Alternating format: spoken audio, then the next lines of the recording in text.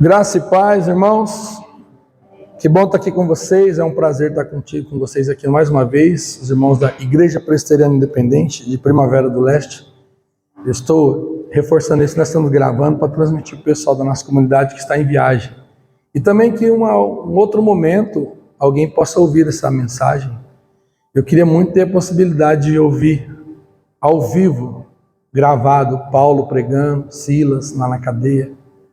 Se eles tivessem um celular, talvez eles tinham gravado, né?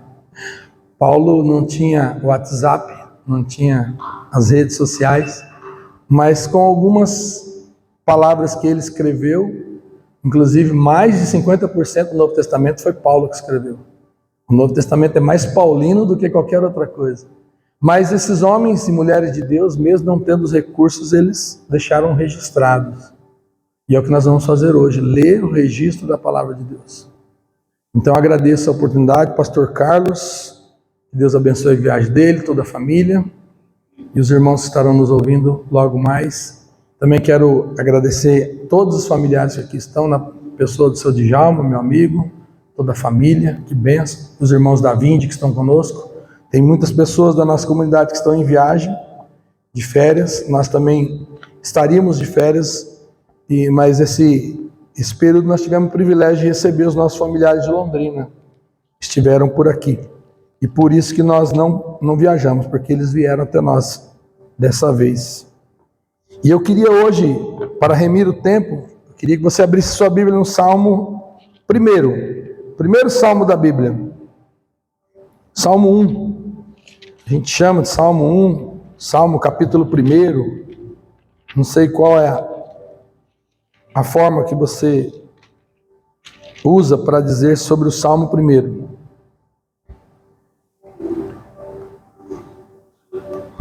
Senhor, em nome de Jesus, pedimos que a Tua palavra fale conosco.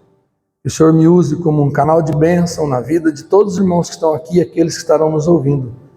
Ó Deus, que essa palavra seja mais importante do que o mensageiro.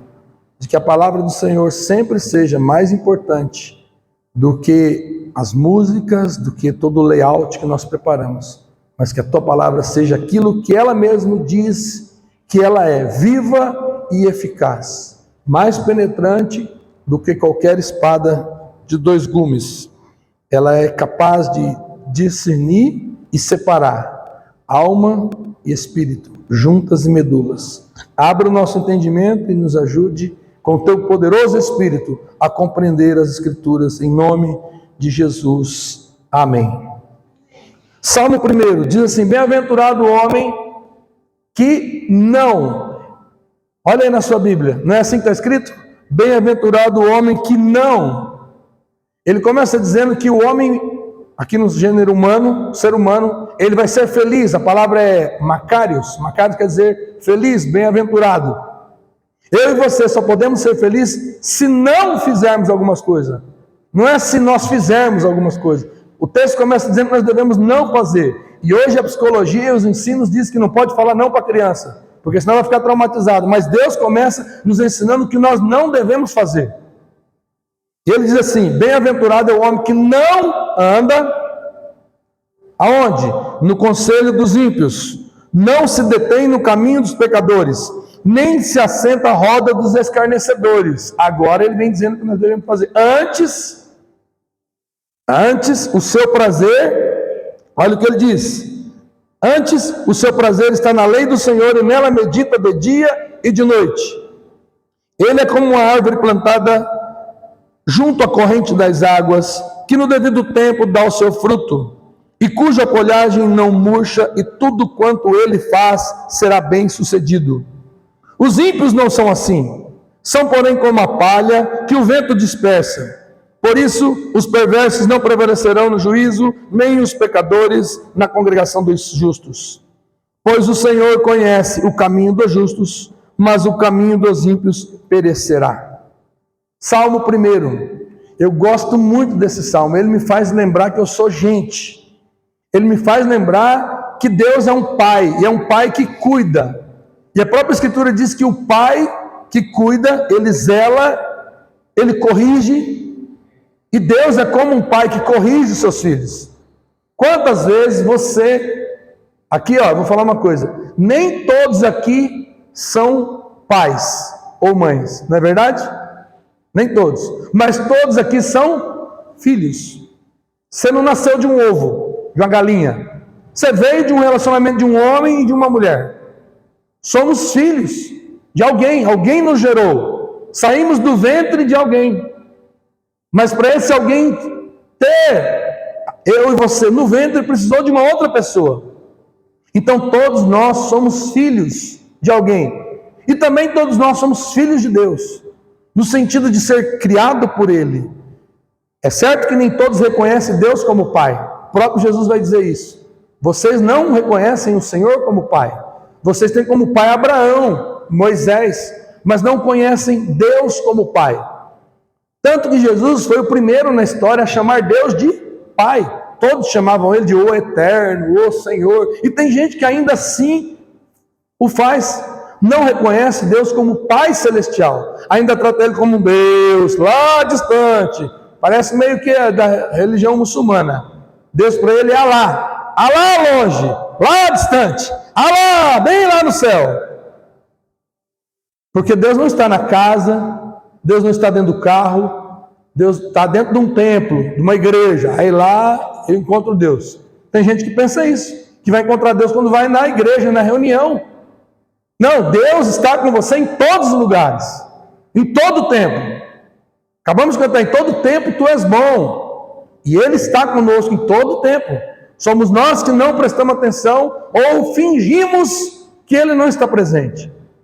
Porque se nós acordássemos para isso, nós não faríamos o que nós fazemos. E eu sei o que você fez no verão passado. Lembra desse filme? Não precisa nem de revelação, né? Você quer ver, ó? Eu vou fazer umas revelações aqui hoje. Você está devendo. Eu sei que você está devendo. Está pagando, mas está devendo. E eu sei que uns não estão pagando. Porque não está conseguindo. Porque está arrochado. Aqui, seu Djalma, que eu sei que é empresário, a coisa está arrochada, né, seu Djalma? O negócio está...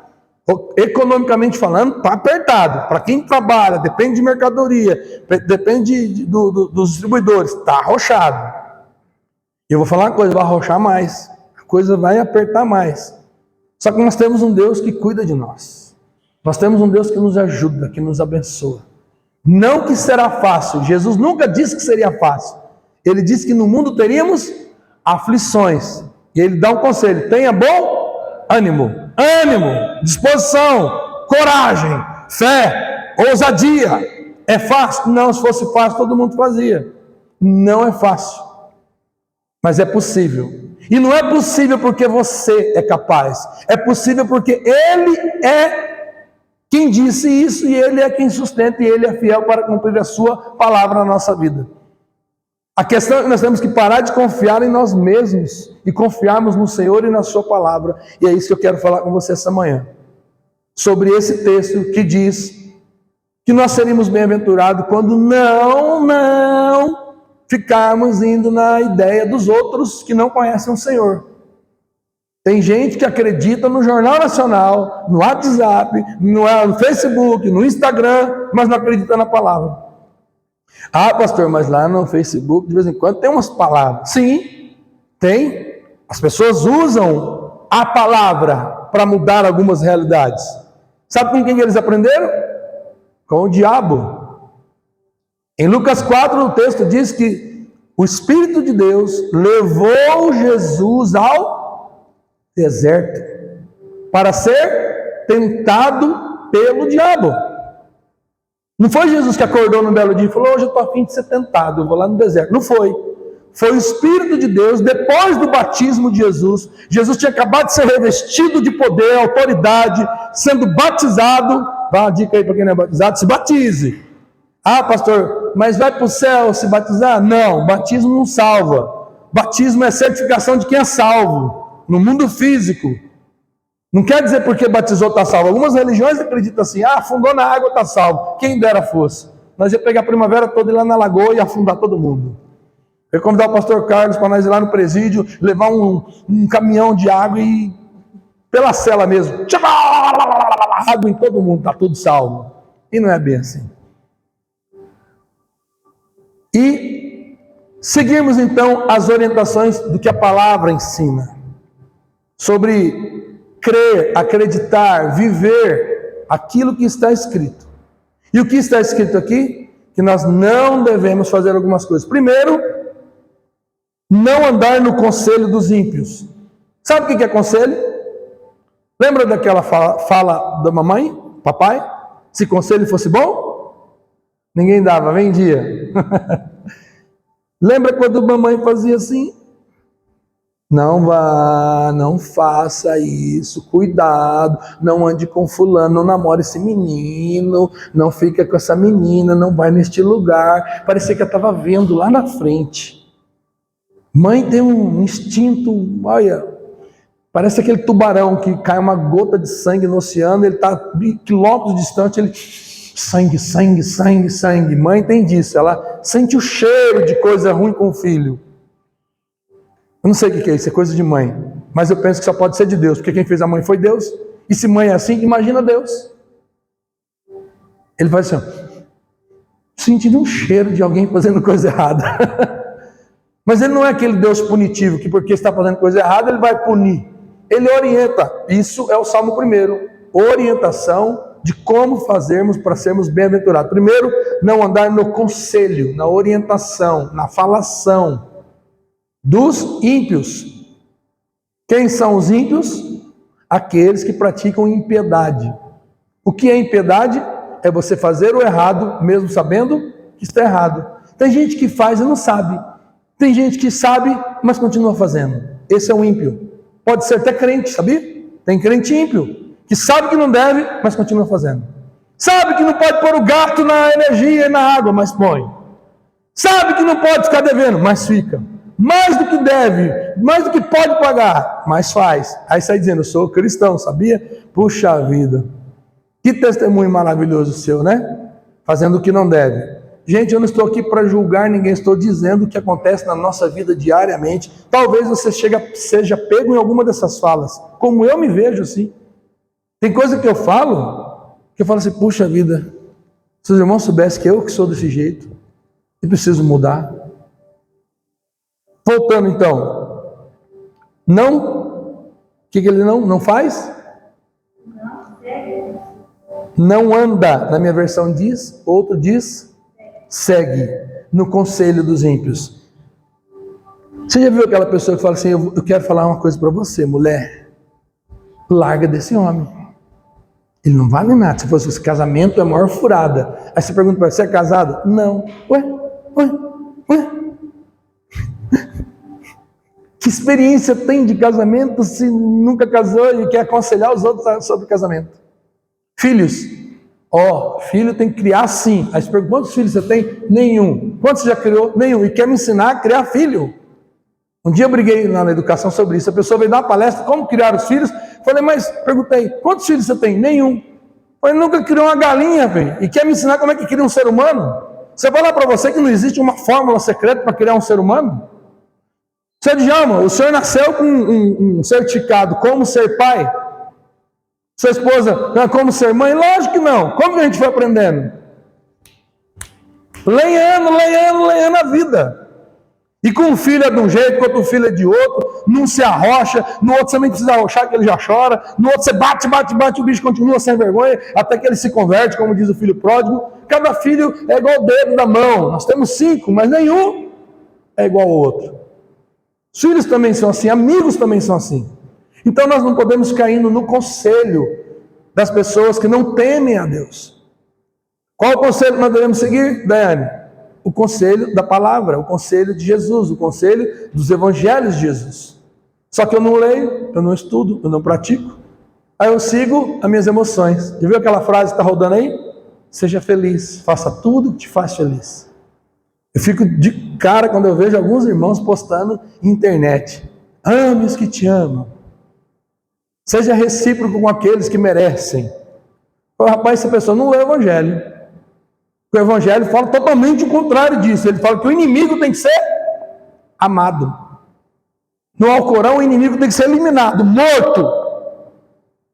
É a regra deles. Por isso que eles matam. Porque para eles, aquilo é certeza de fé. Matar o inimigo. Em Cristo, ele fala, tem que amar o inimigo. Olha que coisa mais complicada. Orar por aqueles que vos perseguem e bem dizer aqueles que vos maldizem.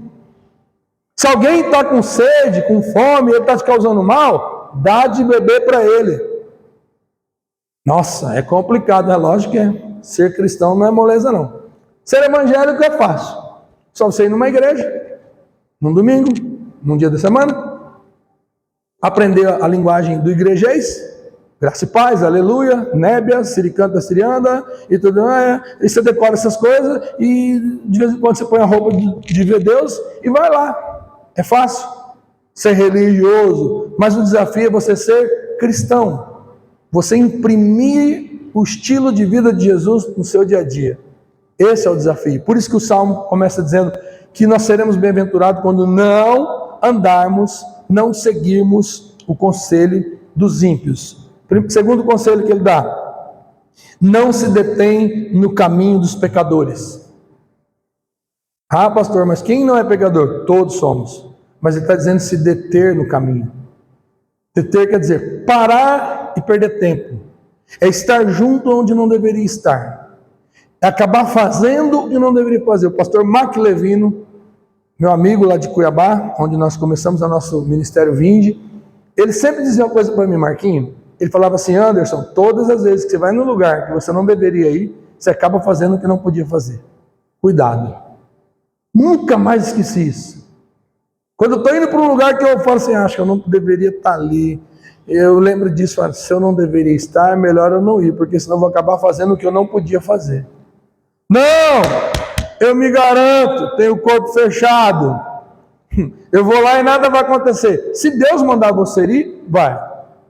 Se Deus te levar através do Espírito, como levou Jesus no deserto, maravilha. Mas se você ir achando que você pode confiar em você mesmo, maldito homem confia no outro, e aquele que pensa que está de pé, cuidado para que não caia, diz a Escritura. Então, eu não posso ficar me achando o bonzão e enfrentar tudo de peito aberto. Ele diz assim, não se detém no caminho dos pecadores. Olha o processo. Ele fala, primeiro, não andar no conselho dos ímpios. Como que eu faço? Como que eu devo fazer? Segundo, parar e se deter no caminho dos pecadores. Ficar ali, no meio da muvuca. Esse dia eu peguei uns alunos aqui na Porto Alegre, a polícia dando um baculejo neles, e o guri acabou sendo levado junto. O guri não usa nada, não faz nada, mas foi levado junto. Por quê? Porque estava junto. Mamãe já dizia isso. Olha com quem você anda. A palavra do Senhor diz que as más conversações ou as más companhias, depende da tradução, corrompem os bons costumes. Lembra aquela máxima? Diga com quem você anda, que eu digo quem você é. É mais ou menos nesse rumo. Não, pastor, eu só ando com os caras, não faço nada. Tá, mas quando a polícia chegar para dar um BO em você, ele não vai perguntar se você faz também. Ele sabe que os outros fazem, leva o pacote todo. Foi assim dia 8 lá em Brasília. Por que levou todo mundo? Porque estava todo mundo lá. Tinha senhoras lá que vendiam lanche. Não estavam com arma, não estavam com vontade de destruir nada. Mas foi preso junto. Pegou 15, 16, 17 anos de cadeia. Misericórdia. Não teve, tá errado, não teve um julgamento individual. Pôs todo mundo no pacote e condenou. Tem aluno meu aqui que está com tornozeleira eletrônica que estava lá em Brasília. Guribão, gente boa, mas estava junto. Não vou entrar em questão disso aí, mas vocês sabem do que eu estou falando. Então é um processo. Primeiro, começa a andar ou seguir o conselho. Segundo, para. Primeiro ele está andando, ouvindo. Primeiro processo, ele começa a andar com quem não deve. Segundo, ele para, começa a prestar atenção, olhar, curtir. Não é que é bom mesmo? Ficar aqui, fazer isso. E o terceiro processo, ele diz o quê? Não se assenta na roda dos escarnecedores. Ímpios, pecadores e escarnecedores. É o terceiro estágio. A hora que você vê, você já está fazendo o que não deveria fazer. Você está na roda dos escarnecedores. Quem são os escarnecedores? Aqueles que ficam fazendo o quê? Zombando da fé cristã, zombando de Deus, zombando das coisas santas. Nós não temos o direito de zoar e tirar onda com ninguém, com outra religião. Cada um segue o que quiser. O que nós devemos é professar e viver a nossa fé. Um dia encontrei um pastor no mercado aqui. Eu estava saindo com a sacolinha. Sabe quando você vai no mercado comprar uma coisa e você lembra de um monte? Já aconteceu com você? Ah, vou pegar um sabão em pó. Ah, tá faltando um óleo. Ah, vou aproveitar e levar esse macarrão. A hora que você vê, você está com 4 sacolinhas na mão. Não sei se acontece isso com você. Quando não, você olha no WhatsApp a mulher. Não esquece de comprar tal coisa. Você vai lá e compra. Ela, ah, tem tal coisa também. Moço, já saí do mercado. Aí estava saindo na porta do mercado e encontrei o pastor. Ele me chamava de jovem pastor. Eu era jovem naquela época. Ele falou assim, jovem pastor. Ele é um senhor de uma igreja grande aqui em Primavera. Tudo bem, jovem pastor? Eu falei, tudo bem, pastor. Como é que tá? Tudo jóia? Olha, eu vou falar uma coisa para você. Essa luta está tremenda. Começou. O irmão já construiu o templo? Eu falei, não, pastor, nós estamos num lugar alugado ali. Não, irmão, a melhor coisa é construir um templo, porque o templo começou a falar e eu com pressa, a sacolinha começou a pressionar o dedo foi ficando roxo, e eu com as 2 sacolinhas ali ajeitando. De repente ele entrou numa conversa que eu falei, Senhor, eu não queria ter essa conversa na porta do mercado. Ele falou, sabe aquela estátua que tem ali, que fizeram para o santo lá? Eu falei, sim. Nós precisamos destruir aquilo, que aquilo é uma ofensa à fé cristã. E começou, eu falei, e eu ouvindo aquilo, eu falei, Senhor, eu não quero entrar nesse assunto, mas ele é bem mais velho que eu, um senhor mais vivido, tem mais experiência, e eu estou aqui agora, e ele falando isso, mas eu não concordo com o que ele está falando nesse jeito. A nossa luta não é contra a carne, nem contra sangue. Eu falei, eu não vou pregar para pastor, é ruim pregar para pastor. É difícil pregar para pastor, porque o pastor acha que já sabe tudo, não precisa aprender mais nada, porque ele tem contato direto com Deus, e vocês não, eu tenho. Eu sou o cara, vocês são a ralé. É mais ou menos assim que o pastor pensa, é uma síndrome de Lúcifer que nós temos, de querer achar que nós estamos mais perto de Deus. E às vezes a pessoa fala isso e fica todo orgulhoso. Eu já recebi isso, a pessoa fala, fala você com Deus que você é mais assim com Ele. Não, todos nós somos assim com Ele. Basta querer falar com Ele, Ele te ouve. Aí, ele falou assim, nós precisamos destruir aquela estátua, porque eu já tenho um plano. Eu falei, vou contratar um índio. Ele falou, se contratar um índio para pôr uma bomba, gasolina lá no pé do santo e de longe lançar uma flecha, que eles são bons de flecha, e destruir aquele ídolo. Falei, que interessante, né? Ele achando ruim que construíram aquela estátua lá. Uma senhora, amiga nossa, veio conhecer Primavera. Quando ela chegou em casa, ela falou assim, pastor, que cidade maravilhosa, que lugar lindo. Primavera do Leste é uma cidade ampla, bonita, bem organizada. Tem até uma imagem de Abraão com Isaac no colo, bem na entrada. Falei, aí, a beleza está nos olhos de quem vê. Para nós aquilo lá pode ser Abraão com Isaac no colo, e para eles é o São Cristóvão. E daí? Aquilo lá para mim é problema nenhum.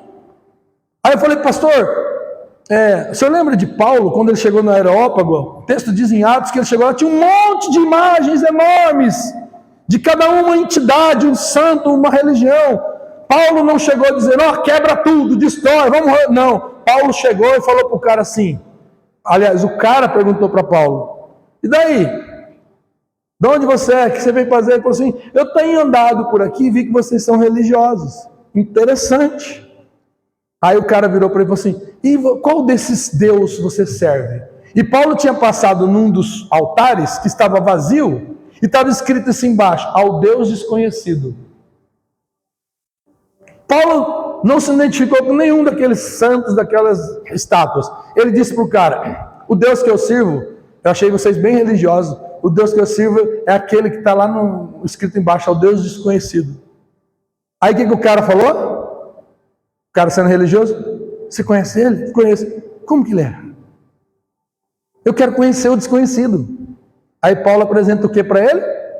Jesus. Vem contando a história, desde a saída do povo lá do deserto, até chegar em Jesus. E o cara se converte e Paulo batiza toda a família dele.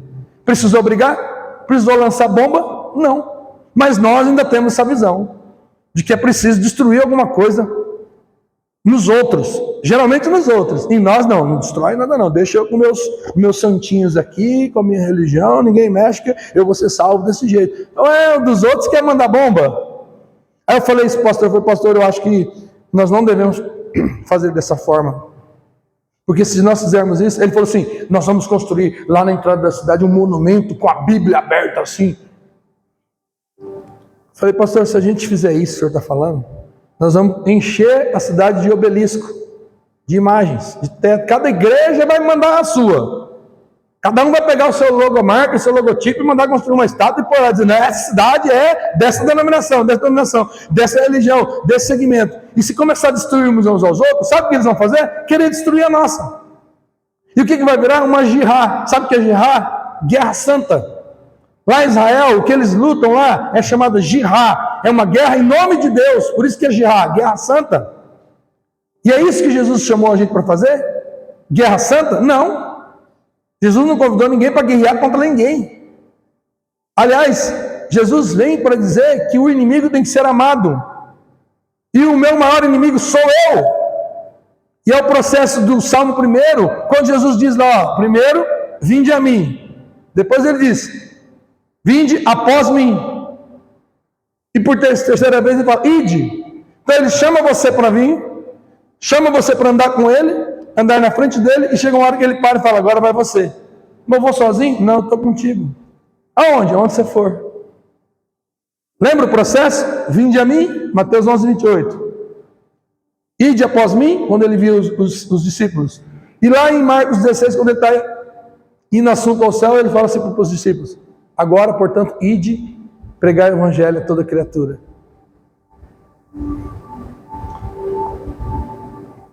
É o processo da paternidade. Você pega a criança no colo, você anda com ela segurando, ela anda ao seu lado e chega uma hora que você não anda mais e é ela que vai. Não é assim que acontece com nossos filhos? Eles aprendem a andar e vão embora, tocar a vida deles. Eles não ficam na hora de atravessar a rua aqui. Ó, uma coisa é você pegar, não tem nenhuma criança aqui hoje, né? Pegar uma criancinha de 5, 4, 3 anos, vai atravessar a rua, dá a mão para o papai aqui, vamos atravessar a rua, o papai vai ensinar, olha para um lado, olha para o outro, não vem cá, aí você atravessa. Agora, pegar na mão de um marmanjo desse aqui de barba, para atravessar a rua aqui, aí já não vira, né? O cara já é crescido, já tem que saber atravessar a rua. E Deus faz isso conosco. Ele fala, agora anda, filho, anda, tira o bumbum da cadeira, é hora de viver o evangelho, viver a palavra. Caminhar na palavra. Mas como se eu não leio, eu não medito, aí eu não faço o que o texto agora vai dizer que eu tenho que fazer. Até o versículo 2, aliás, o versículo 1, só o versículo 1, fala 3 coisas que não devemos fazer. O versículo 2 e o 3 vai dizer o que nós devemos fazer. E agora eu vou entrar no que eu devo fazer. Primeira coisa, eu não devo. Se você inverter, você não vai dar conta. Porque a primeira coisa que vem, você quer ver? Esse ano, eu não sei o que aconteceu com você, na virada do ano. Esse ano eu vou ler mais a Bíblia. Esse ano eu vou ofertar mais, eu vou ajudar a igreja, vou dedicar mais tempo da minha vida. Rapaz, tudo acontece para não acontecer o que você falou que queria fazer. E vem conta, e vem endividamento, e não tem tempo, e você não consegue, e vira uma luta. Você fala, eu vou ler as escrituras, dá sono, você não consegue ler, não tem tempo, arruma outras coisas para fazer. Por quê? Porque tudo acontece para você não fazer o que você deveria fazer. E o texto aqui está dizendo para eu não fazer algumas coisas. Então não faça isso. Não ande no conselho, não se detenha no caminho e não se assenta à roda dos pecadores. Pedro passou por esse processo. Chegou uma hora que Jesus estava sendo levado preso e Pedro tinha negado Jesus quantas vezes? Jesus falou para ele, essa noite você vai me negar 3 vezes antes do galo cantar. E chegou a última vez que Pedro está sentado na fogueira junto com os caras. Olha o versículo ali, se assenta na roda dos escarnecedores. É assim, você senta em volta da fogueirinha. E a hora que eu pergunto, você é deles? Segue Jesus? O que Pedro falou? Eu não sou dessa turma não. E às vezes você não fala que não é, mas as suas atitudes demonstram que você não é. Vamos para o que nós devemos fazer. Antes, o seu prazer está na lei do Senhor. O homem bem-aventurado tem prazer. Aqui diz na lei do Senhor. Que lei é essa? Que lei? É a lei de Moisés? Seguir os 10 mandamentos? Se você tentar seguir os 10 mandamentos para ser salvo ou ser feliz na vida, você está lascado. Por quê? Porque ninguém consegue seguir os 10 mandamentos. Deus deu os 10 mandamentos para mostrar para você que você não é capaz de seguir aquilo. Você não tem condições de ser perfeito naqueles 10 itens. A gente já se enrosca ali no segundo. O primeiro diz amar a Deus sobre todas as coisas. Acima de todas as coisas. Mas tem gente que ama mais o celular, mais o emprego, mais a esposa, mais os filhos. Eu amo meus filhos. Tá, tem que amar mesmo. Mas Deus tem que ser seu primeiro amor. E uma das coisas que prova que Deus não é o seu primeiro amor é só você mostrar seu talão de cheque. Eu já mostro para você que o seu amor não é tanto assim por Ele. Você ama bastante as coisas. É o que está invadindo a igreja hoje. A igreja está sendo invadida pelo consumismo. Eu quero, eu tenho. O culto virou consumismo. Você vem na igreja para receber, não para dar. Eu vou no culto porque eu preciso receber um passe. O pastor lá tem uma boa cumba que ele faz. Que a macumba é coisa do mal, a boa cumba é coisa da igreja. A igreja faz uma boa cumba e a pessoa sai de lá, sai aliviado. Mas continua vivendo a vida torta. E daí? O que resolveu? Não resolve nada. Antes, o seu prazer está na lei do Senhor. Essa lei, para nós hoje, é toda a Escritura. E ela é toda resumida em Cristo Jesus. Jesus é a chave que abre todo o entendimento do Velho Testamento. Cristo Jesus é a expressão da glória. Paulo vai dizer que todos os tesouros estão em Cristo. Então antes, o prazer dessa pessoa está na lei do Senhor. Mas não é só dizer, eu gosto da Bíblia. Tem gente que carrega a Bíblia, põe aberta no capô do carro, no painel, na estante da casa. Está empoeirado lá, é o Salmo 91 já. Eu falei para você, aquela hora que eu lembrei disso. Que usam a palavra para distorcer as coisas. Jesus foi levado no deserto e o diabo falou para Jesus, você não é o filho de Deus? Está escrito. O inimigo usou as escrituras para atacar Jesus. Disse o que estava escrito. Jesus combateu com as escrituras. E aqui, o texto está dizendo, antes seu prazer está na lei do Senhor. E o que ele faz com essa lei? Medita nela de vez em quando dá tempo. Está escrito isso? Se meditássemos na palavra como meditamos no WhatsApp, no Instagram e no Facebook. Se meditássemos na palavra como comida, como de manhã, como na hora do almoço, como no intervalinho, como à tarde, antes de dormir ainda dou uma beliscadinha. Mas não. Quando meditamos na lei? Domingo, quando a gente vem para a igreja. Fala sério. Nem eu que sou Deus, que não sou Deus, eu não aceitaria um negócio desse. Você só lembra de mim uma vez por semana? Fala para sua esposa, seu marido, para ele lembrar de você só uma vez por semana. Se ele vai querer continuar vivendo com você. Nunca. Para, filho. Essa mulher não pode sair da minha cabeça. Tem que pensar nela todo dia. Ou ela é minha esposa só quando está no quarto? Não, ela é minha companheira. Em todo momento. Então eu preciso pensar nela. Lembrar dela. Estou lá na Bolívia. Comendo um sonso lá. Uma comida deles aqui é gostosa. Se a Regina não tivesse aqui, que delícia. Queijo com mandioca. Ela ia amar. Eu lembro dela, porque ela faz parte da minha vida. Eu vou levar isso aqui para ela. Por quê? Porque eu sei que ela gosta. Então você vive lembrando da pessoa. Então meditar na palavra não é ler de vez em quando. A palavra que meditar é a mesma expressão usada para aquilo que o boi faz. Ele come o capim, engole, sabia, né? Eu aprendi com os outros, nunca cuidei de gado. Diz que o boi tem 2 estômagos. Ele engole, come, enche o bucho. Aí de noite, lá quando ele está descansando, ele rumina. Ele volta aquilo que comeu e come de novo. Depois de fermentado. Essa é a palavra medita. Meditar quer dizer ruminar. O que é ruminar? É comer piqui. Que é bom para a memória. Você fica lembrando dele o dia inteiro. Quem que gosta de piqui? Deixa eu ver. Se estiver na sua casa, me convida. Eu gosto. Quantos carocinhos de piqui você dá conta de comer? Assim, numa tapada. Isso, de entrada tá bom. Você? 8, 10? Quando é assim, a gente come 20. E piqui é assim, né? Ou é um caso de amor, ou é um caso de ódio. Não tem meio termo com piqui. Não tem meio termo. Ou o cara detona porque gosta, ou ele fala, não, por favor, meu sobrinho não está fazendo agora, a hora que vai cozinhar piqui, ele até sai de dentro de casa. Ele não gosta. Eu, por mim, acho que o Boticário e a Jequiti tinham que fazer um perfume de piqui. A pessoa cítrico, cheirando piqui.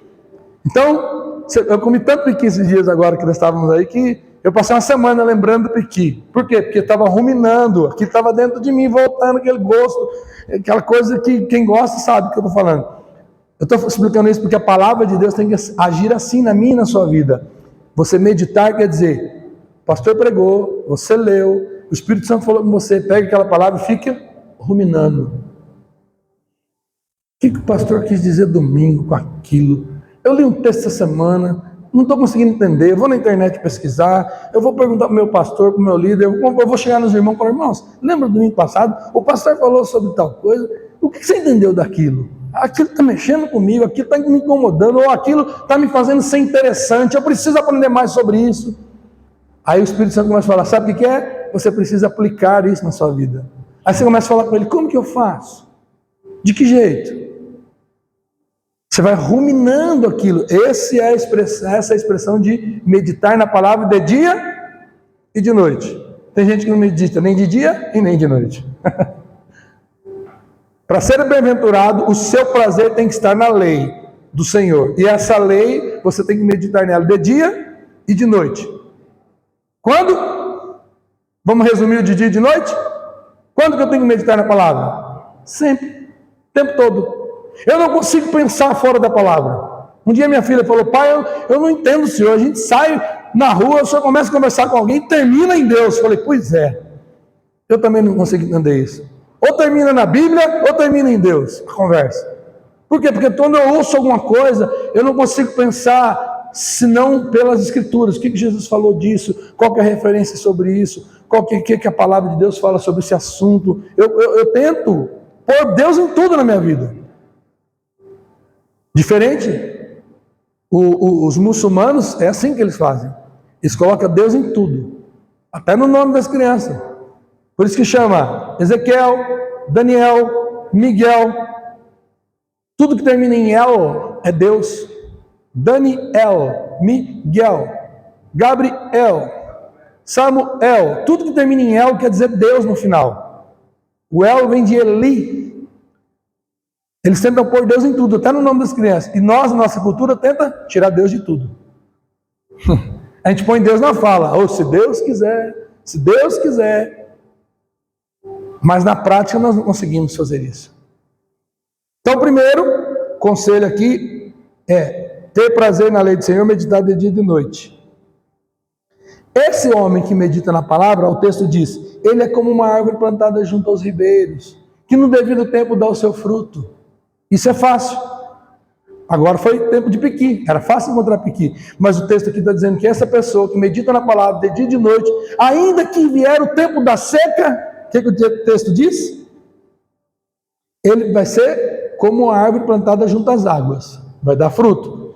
Mas quando vier o tempo difícil, que a folhagem, e cuja folhagem não murcha, e tudo quanto ele faz será bem sucedido. Ele vai produzir, mas quando ele passar por dificuldade, ele não vai sofrer, porque Deus está sustentando o tempo da seca. É assim desde quando Deus tirou o povo do deserto. O que fez aquele povo morrer no deserto? Fala para mim. Mais de 1 milhão de pessoas saiu do Egito para o deserto. O que fez aquelas pessoas morrerem no deserto?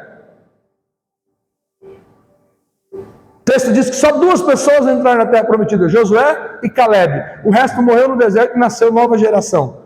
Por que aquela turma morreu? Andou 40 anos em círculo. Sabe por causa de quê? O texto vai dizer para nós depois, por causa da murmuração. E pensa num povo reclamão. Nós estamos igual a eles. Temos o que comer, o que vestir, onde morar. Está difícil? Tá, mas não reclama. Ovo de novo. Comeu ovo de novo? Meu, come, dá graças a Deus. Tem gente que não tem nem ovo para comer. Só que hoje a nossa geração está sofrendo por ter muito e não por falta. Tem tanto que não sabe o que escolhe. Lembra a nossa época que tirava foto? Quem lembra? Comprar filme, põe na máquina, 12 fotos. Aí vai lá na loja, mandar revelar. Aí quando chegava, queimou 2. Poxa vida, perdi. Aí veio aquele filme de 24 poses. 24 fotos.